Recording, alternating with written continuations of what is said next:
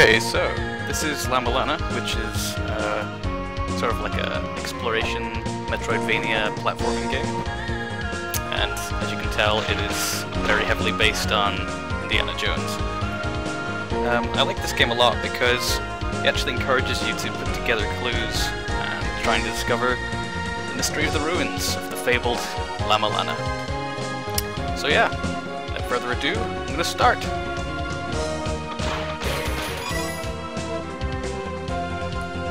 Okay, so the first thing I need to do is, well, I suppose I should talk to the leader of the village. It'd be rude to go into the ruins otherwise.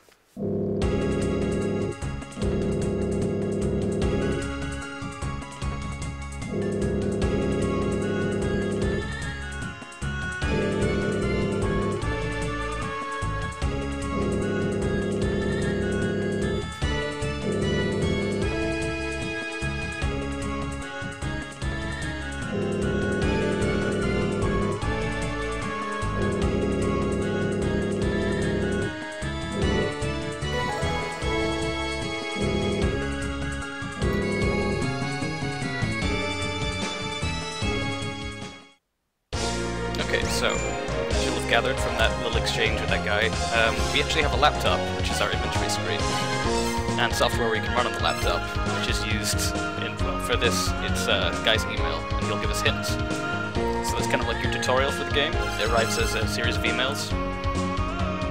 Up here is what's called the Grail tablet, and you can save the game here, which is nice.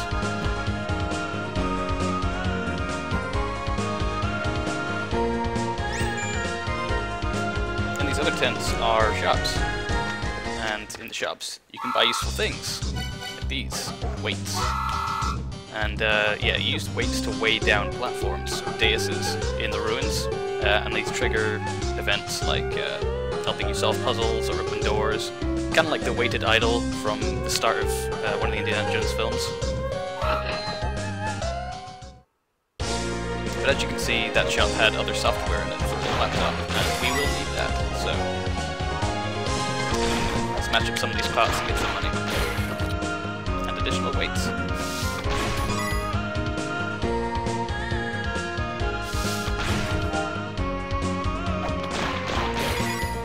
So on the top left you can see a very small green bar, that's our health, same with the number there, the number of hit points we have.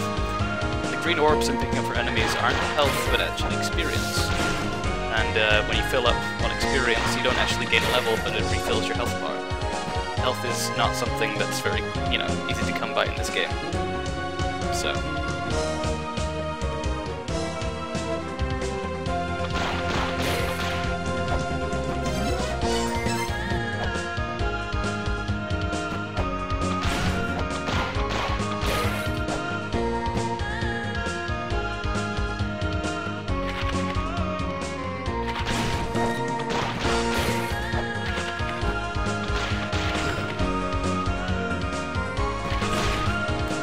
Also worth noting, the platforming in this game is actually kind of weird. A lot of people don't like it because it's, once you jump, it's hard to change your direction in midair. You can kind of slow yourself down by kind of twisting in the middle of the air like that.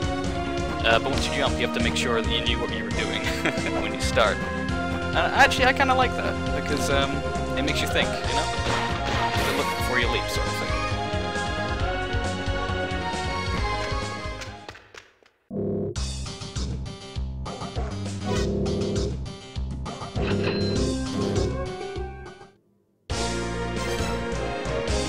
Now this is probably the most important item in the game, the hand scanner, which actually lets you read things by pressing another button. And so you can use that to scan items you find in the background, like statues and things, if you don't know what they are and you want to find out more about them, or if there are readable tablets.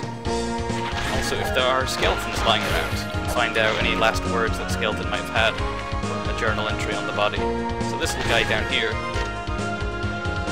fell off the cliff when he was looking at his map.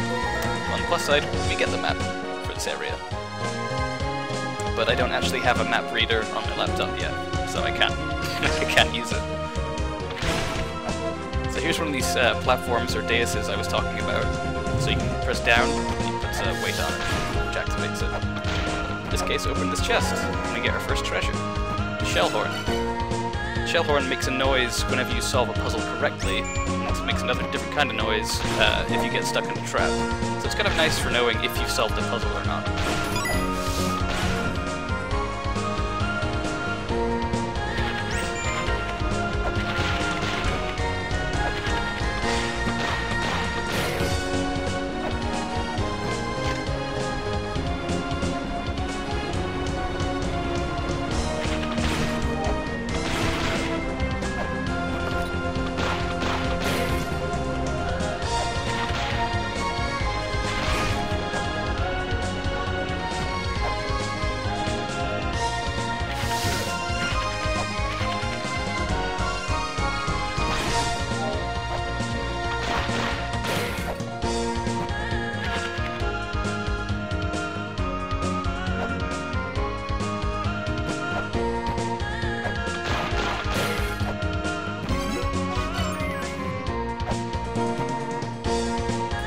We took some damage from attacking those birds, so I'm just going to go over here before we start our adventure for real and heal up.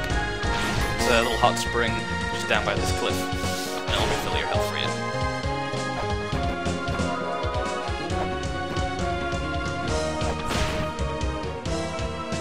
The whip is very much like the whip in Castlevania in that you sort of stand still while you're using it. There's a little bit of wind up when they do whips, and you can use it to hit things above you.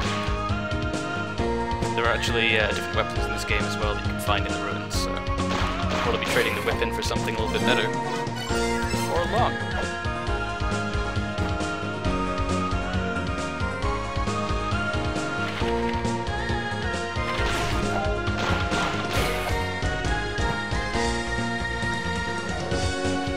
So, yeah, this little platform here, when you put weight on it, opens the gate to the ruins of La-Mulana. Our adventure will begin. But before we do that, I'm going to jump over this statue of the Elder. Pick up a little piece of software. This is based on one of the developers' older games. In fact, their first Flash game. But you can run it on the laptop. You can't actually play it or do anything with it yet. There's actually some other items in the game that these sort of like sub-programs work with. So yeah, the emails are numbered depending on the order in which you should find them. So I've actually skipped one, and I can't remember which one that is, so that's fine. Let's begin our adventure by falling.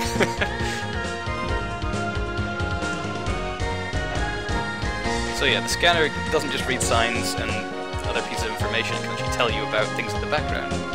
So this one is actually related to a real piece of archaeology. And there's a lot of symbolism and a lot of sort of references to real life things in the game, and that's just one of many.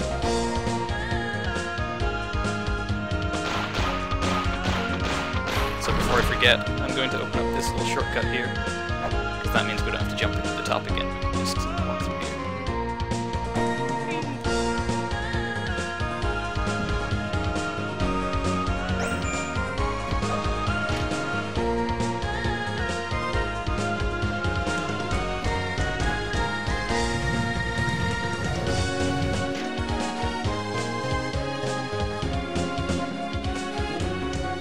So yeah, some pretty mysterious stuff already.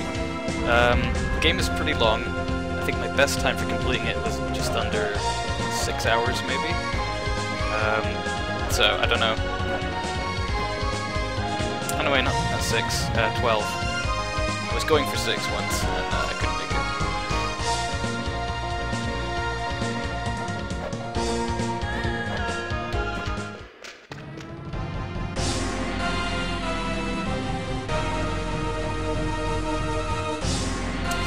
First area, the Gate of Guidance. The adventure begins!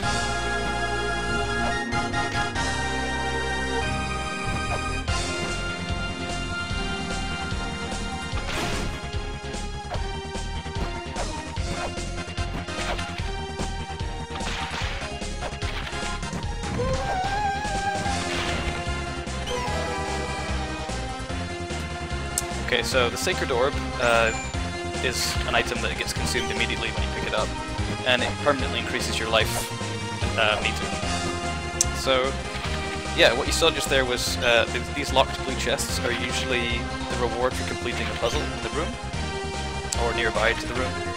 And yeah, in this case it was just stepping on this little pressure pad that appeared here.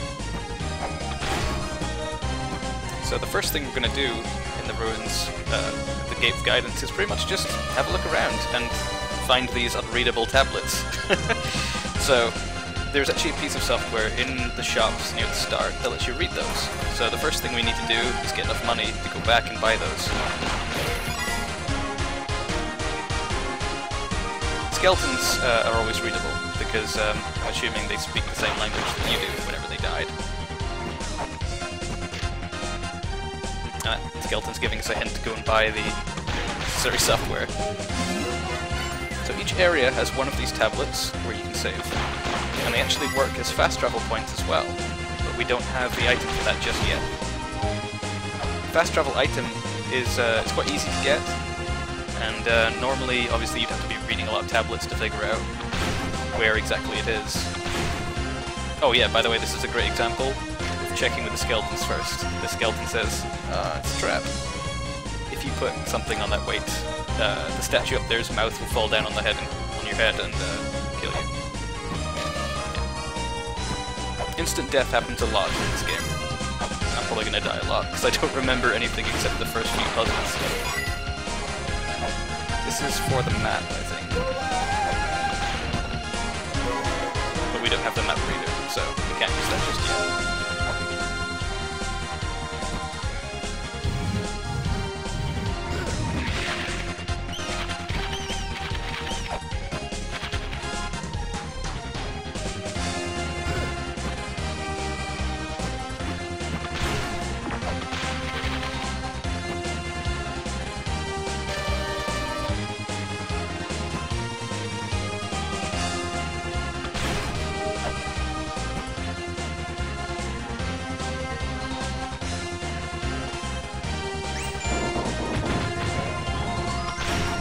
So yeah, lots of weird enemies already.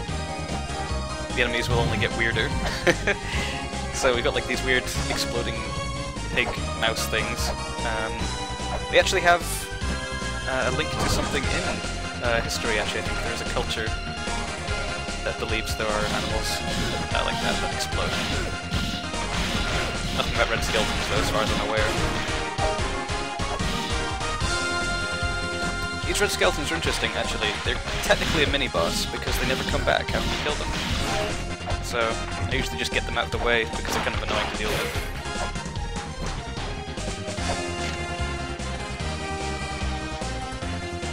So yeah, there's a little mural on the wall there, of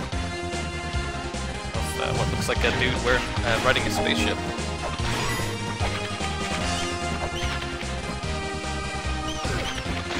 Mirrors another archaeological thing, where that happens to be the case as well. Yeah, so I'm gonna carry on and try and get that first useful item.